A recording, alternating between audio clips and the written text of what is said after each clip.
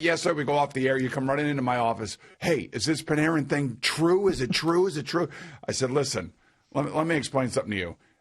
Neither you nor I are from Russia, and we have no idea what's going on over there and what the hell this is all about. So yesterday, everybody was talking about it. It was all over the place. It was all over on Twitter. I was following Molly Walker. She does a really great job of following, most of the social media of all the players in the NHL. New York Post, right? Yeah, from the New York Post. She does a gregreat job. So, I was DMing with her a little bit just to kind of get a sense of, what she was thinking about. Slid those DMs. Right, because I just, I don't follow all these guys on social media, and this is like a big social media thing, and who knew, right? So in the middle of all of this, I did reach out to a few people that I do know that are Russian hockey players or have been and are from there, and I swear to God, every single person says, this guy Navarov, who is the coach over there, who is making these accusations, is a psychotic human being.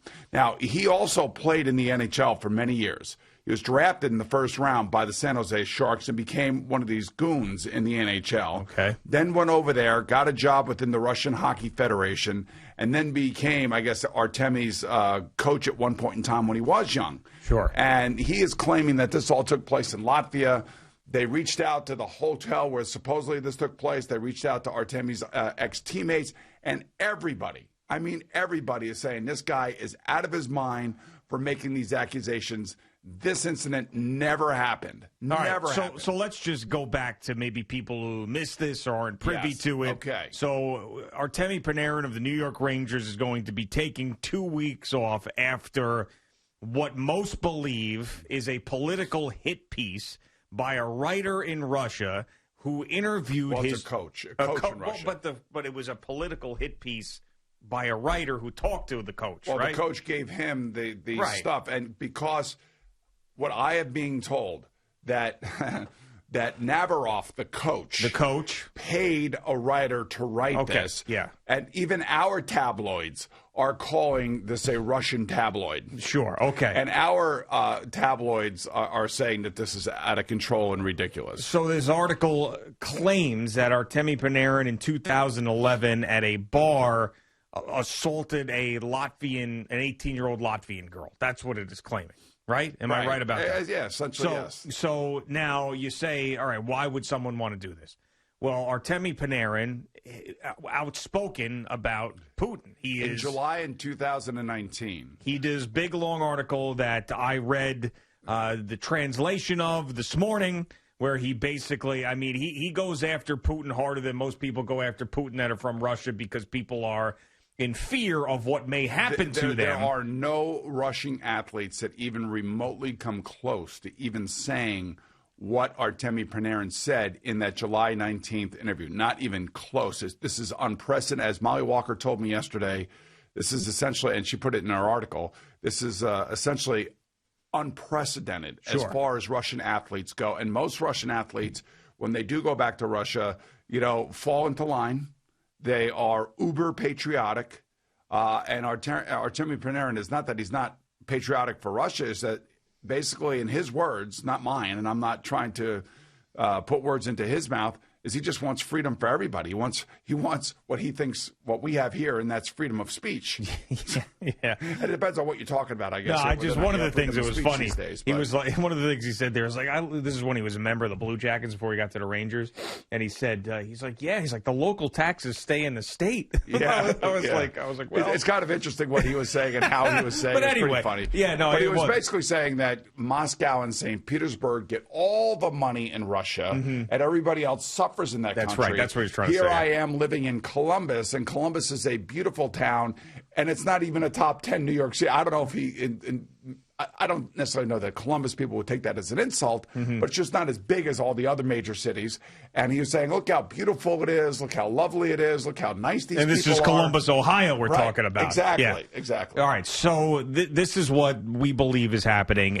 Most people believe is happening, that these allegations came out of nowhere because this old coach of his is a Putin sheep who also wants to be in, Putin. He wants Putin to like him, and he also wants to be. He wants another job. He's as out the of a Russian, job right now. Federation coach or on that coaching staff or whatever. He wants to get a job within the KHL. And what I've been told by many people that know this guy and know who he is, basically say that he's out of a job right now, that he's doing all this for PR to gain favor within the Russian Hockey Federation, which is obviously supported heavily because Vladimir Putin does love hockey. He plays hockey himself. Yeah. Remember I told you, I said, my team, I want to take my team over there and play him. But, he keeps ducking me. I know. So, I know. It's been Natalie's reached out many times. Many times, yes. Yeah. So he's ducking me. So this whole thing is a bunch of crap is what it is. Now, you got to remember that Panarin has asked the Rangers for a 2-week Well, this is the thing that sucks about it. So if we are to believe, and everything seems to be trending in that direction, that this is what this is sort of a revenge type of situation. This is a guy trying to use this and this coach to get a job and to curry favor to Putin and everything else. Now Artemi Panarin has to take 2 weeks off, and now the Rangers are going to suffer through this bullcrap claim. I mean, it's just... Well, that's what stinks, The reason why that he wants to take 2 weeks off, because in his, I'm assuming this, now this is me assuming this, just trying to put all the pieces together, is because he's worried about his family in Russia, because this came out of nowhere. Yeah. And again, like I said, as Molly Walker wrote, this is unprecedented for an athlete to be out there like this. Now, think about this. So here you have Alex Ovechkin, who's probably the most famous Russian player, right? He's a Putin guy, right? He's 100% a Putin guy, and was selling Putin T-shirts when this so-called Fugazi election was going on over there. He was selling Putin shirts. Yeah. So wow. you have most of the guys here just keep their head down, don't get involved, and if they are asked, they don't really say anything. Just Artemi Panarin and a kid that plays for Colorado, or he liked and fist pumped a couple of Artemi's tweets, Zadaroff or whatever his name is, over in Colorado. So they're really the only two guys that have come out to support Alexei Navalny. Now, Alexei Navalny, he's like the main opposition guy, right? He's a Russian Opposition Coordination Council member. And they just poison him? To poison him. Yeah. And now he's back, and he went back to Russia, and now he's in jail. And this is this whole thing. Panarin wants him out of jail. Panarin wants him free. Free Navalny hashtag. Yes, exactly. So here we are, knee deep in Russian politics, and American athletes have been told and asked and almost demanded to be involved in politics in some way, shape, or form, if you have a political view. And most of them have gotten involved in some way, shape, or form. Here is a Russian athlete who is doing it and basically wants a better life for the people in Russia, and that's why he's doing it. And I believe that his heart is genuine when he is saying what he's saying, especially what he said back in July in 2019. So it was just a matter of time. When you read all the reaction to that July 19th interview, the immediate reaction right after it from a lot of ex-Russian players, from Olympic people over there, a lot of it was really scathing towards Artemi Panarin. And there was even a follow-up article written about, eventually they're going to come and get him in some way, shape, or form. Many believe this is the eventually. Don't they say there's a bunch of Russian bots out there on Twitter? Isn't that a thing? Like there's Russian bots? I've heard that a lot. So CBS, if you like 60 Minutes, did a tremendous story on how Russian influence has influenced a lot of our lives, and how the Russian bots have been able to take particular situations and have driven wedges between Americans.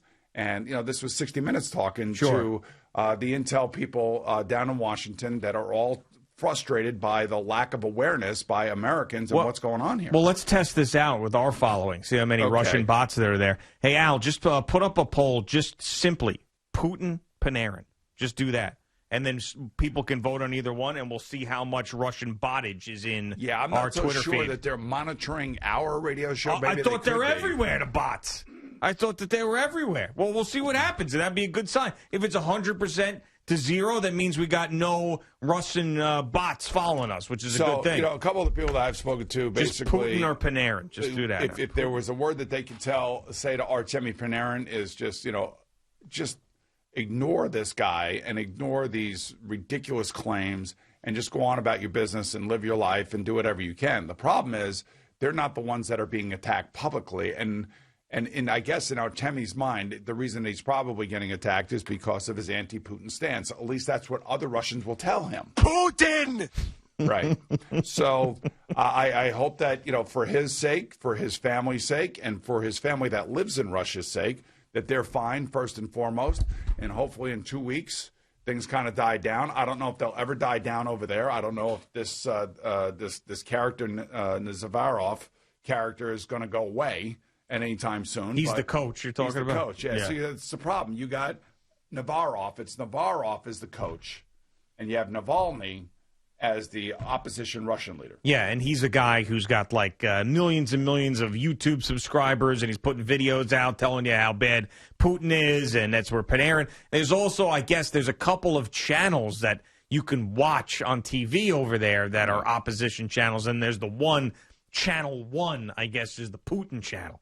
So if you put the Putin channel on, it's all like Putin's the greatest. Everybody sucks but Russia. Right. And, all hail Putin. And America's putting sanctions on Russia, and America hates Russia, and America, it's... And you put on one of the other channels, and it's like, wait a second. Kind of like here. Yeah, it's exactly. It's like a CNN Fox News situation. Yes. It's like an OAN versus MSNBC. That's what's going on over there in Russia, too, with the Putin channel. It's crazy. I mean, there's a lot going on. It's confusing. It's hard to digest. It's something that came out of nowhere.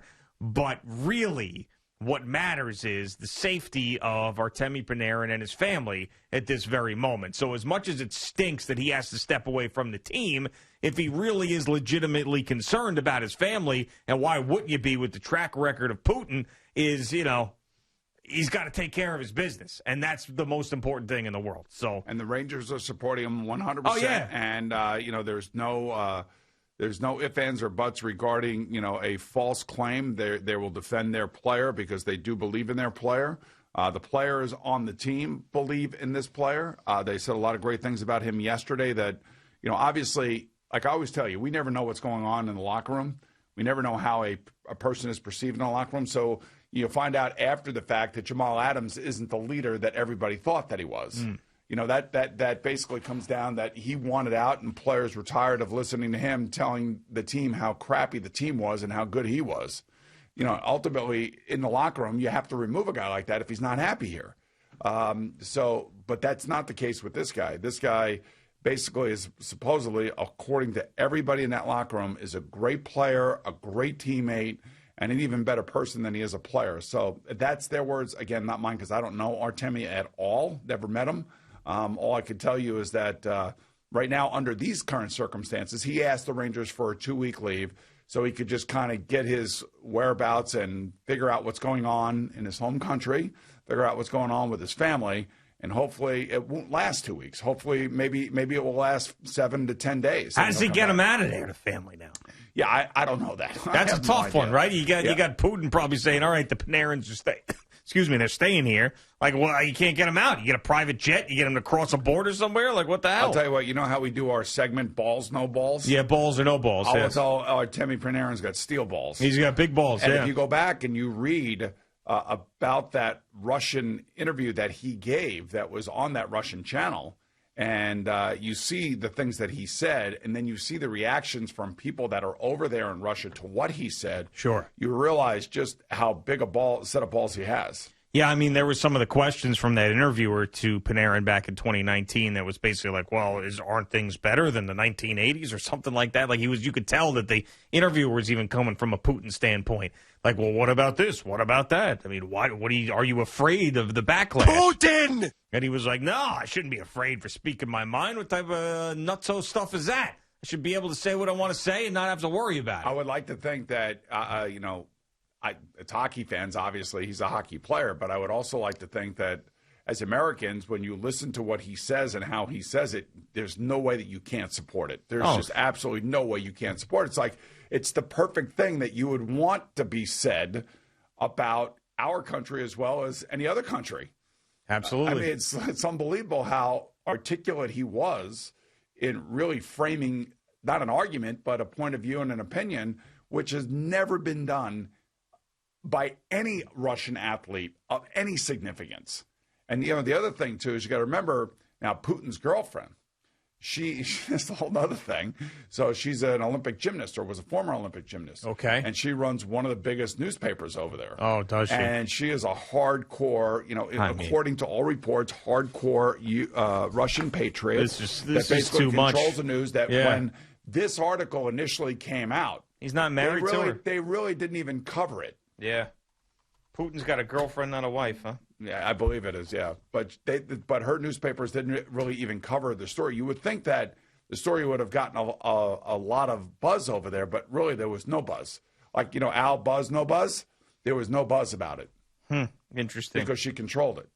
Alina Kabayeva is the Putin girlfriend. Yeah, so there you go. 14, so she's the most decorated gymnast in rhythmic gymnastic history with 2 Olympic medals. Right. 14 world championships. You have got to show me Putin! Jesus God. So, She's younger than me. And what is she doing right now? You told me that she's running the news over there. Yeah, running one of the newspapers, I believe. Oh, okay. They still have the newspapers over there. Well, of course they do. I think we do here too. No, I know. We don't. Not anymore. At 345 Hudson, we don't get newspapers anymore. Well, we don't really need it. We have our computer screens. Like to hold a newspaper. So at the end of the day, really flipping through a newspaper. Really, what this is all about right now is take just it to the toilet, making sure Artemi Panarin and his family are somewhat safe, and he needs to handle all of that stuff and just know that what he has done. And I think Molly Walker definitely covered all perfectly, is unprecedented. It's one of the reasons why he finds himself in this situation. Thank you for watching. Please like, comment, and subscribe. And don't forget to hit the red bell so you're notified when we have new content.